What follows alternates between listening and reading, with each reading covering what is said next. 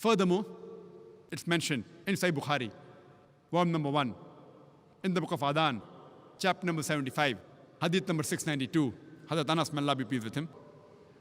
He said that when we offered salah, our shoulders touched the shoulder of the companion. It's mentioned in Abu Dawud, volume number 1, in the book of Salah, chapter number 245, hadith number 666.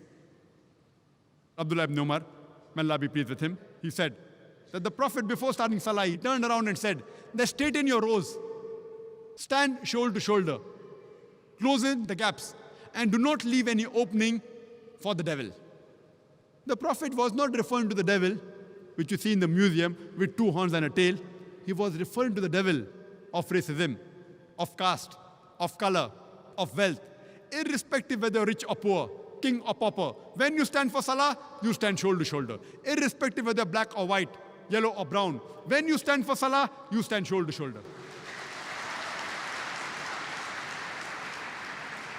And the best part of salah is the sujood. It is the prostration.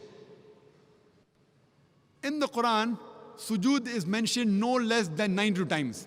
And Allah says in Surah Al-Imran, chapter number 3, verse number 43, that, O Mary, worship thy Lord devoutly, and prostrate thyself, and bow down with those who bow down.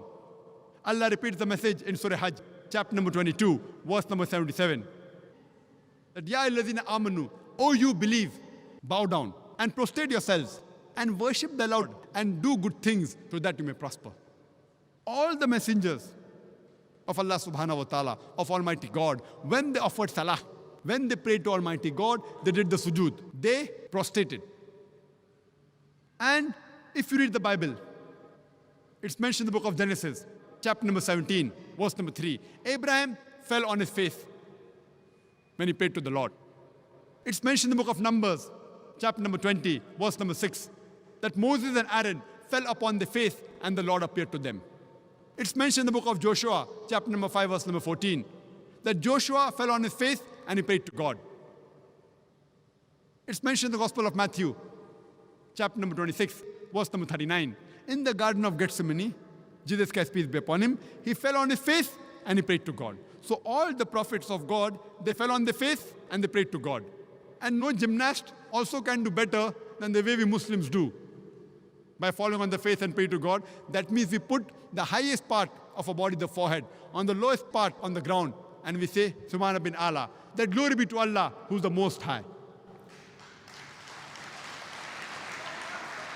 And today the psychology, they tell us that the mind is not directly under our control, but our body is directly under our control.